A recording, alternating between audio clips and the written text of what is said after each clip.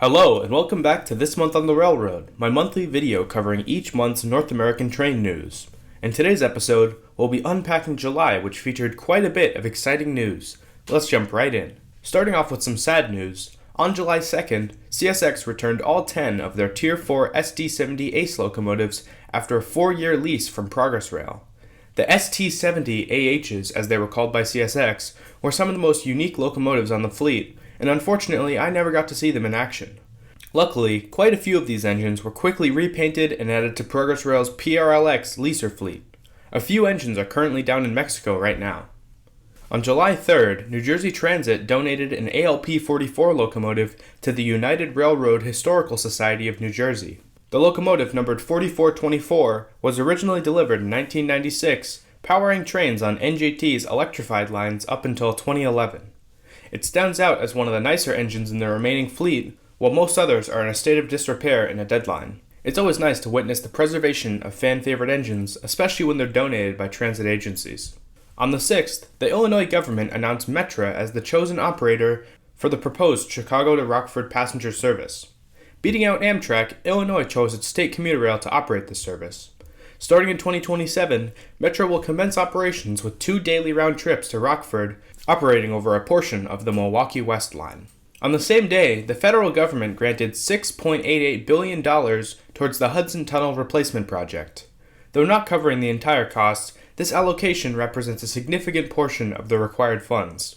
The Hudson Tunnel Project is one of the nation's most critical infrastructure projects, serving trains on the country's busiest rail line.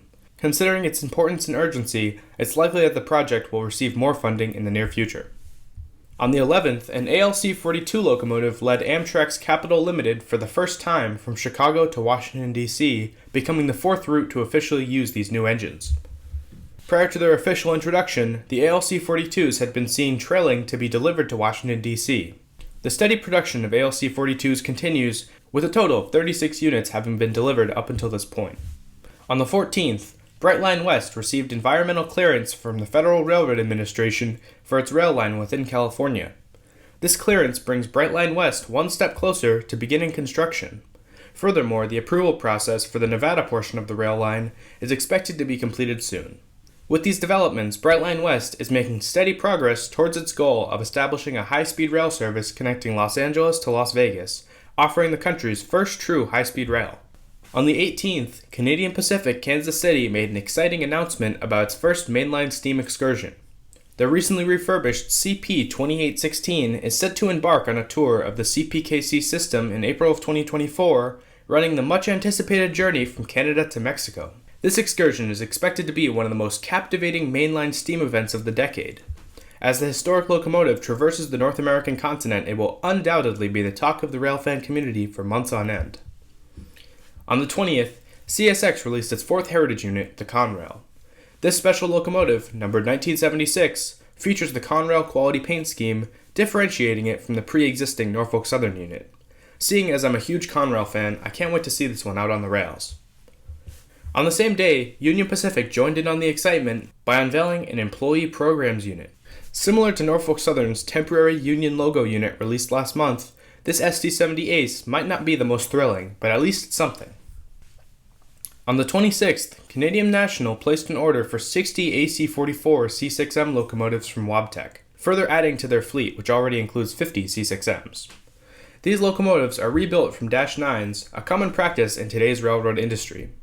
The trend of refurbishing rather than buying new locomotives is quite prevalent nowadays, and few companies opt for new lower emissions units due to the cost-effectiveness of rebuilding. With this order, CN demonstrates its commitment to short-term profits rather than long-term stability, but unfortunately, this is no different than any other Class 1 railroad at the moment. On the 28th, CandoRail, a relatively unknown Canadian locomotive manufacturer, announced a battery electric locomotive project. They plan to sell a conversion kit to transform diesel switchers to battery electric power. Renderings released by the company indicate that the kit may focus on converting genset locomotives, but as of right now, specifics are unknown. CandoRail has a real opportunity right now to capitalize on freight railroads' need for short-haul power, allowing them to go from a manufacturer I'd never heard about until now into an up-and-coming builder of modern engines. On the 29th, the Montreal REM officially began service, marking a significant milestone in the city's transportation landscape. The launch began with a fare-free weekend, allowing residents and visitors to experience the new system without cost. Revenue operations officially started on Monday the 31st, offering regular service to thousands of commuters. The Montreal REM is an autonomous light rail system boasting state-of-the-art technology and is considered one of the most modern rail systems in Canada. This exciting advancement is a huge step forward for Canada's rail transportation, providing a more efficient and sustainable transit option for the people of Montreal.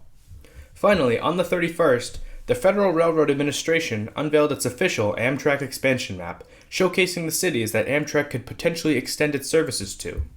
This map is a result of an ongoing study that began in 2021 and is scheduled to continue until 2024.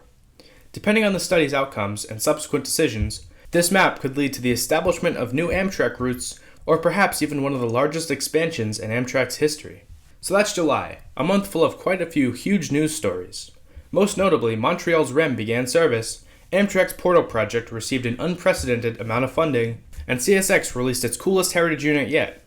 Seeing that it's August now, though, I wanted to make a quick but unfortunate announcement. I'm beginning college later this month, so that means YouTube has to take a back burner.